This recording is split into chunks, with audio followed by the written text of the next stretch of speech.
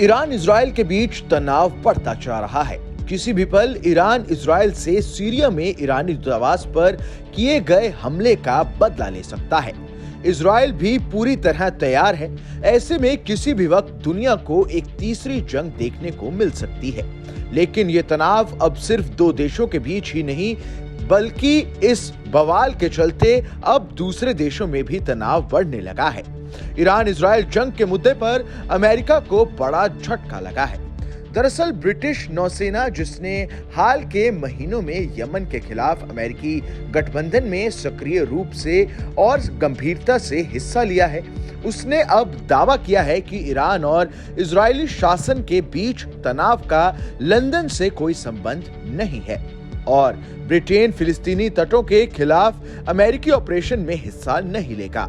लेकिन इसके साथ ही ब्रिटेन ने यह भी कहा है कि इजराइल पर ईरान द्वारा हमले की बढ़ती संभावना के साथ ब्रिटिश नौसेना और वायुसेना संघर्ष के समय में इस देश के नागरिकों को मध्य पूर्व से निकालने के लिए तैयार है।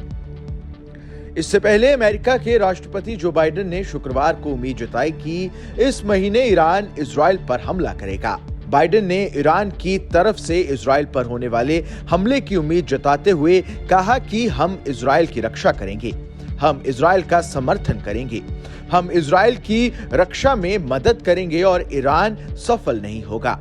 दो अमेरिकी अधिकारियों ने कहा कि ईरान ने संभावित हमले के लिए 100 से अधिक क्रूज मिसाइलें तैयार की हैं।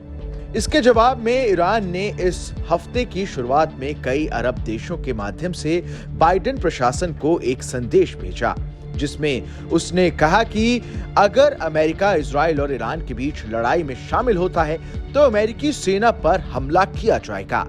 पिछले हफ्ते दमिश्क में एक शीर्ष ईरानी जनरल की हत्या करने वाले हवाई हमले के लिए अमेरिका और इजराइल ईरान द्वारा इजराइल के खिलाफ जवाबी कार्रवाई करने की तैयारी कर रहे हैं।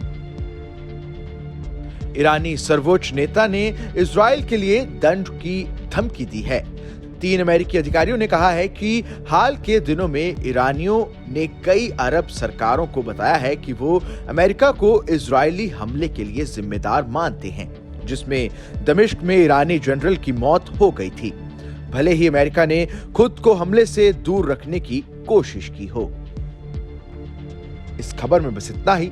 ये खबर आपको कैसी लगी हमें कमेंट कर जरूर बताएं। देश दुनिया की तमाम बड़ी खबरों के लिए देखते रहें न्यूज़ नेशन का डिजिटल प्लेटफॉर्म।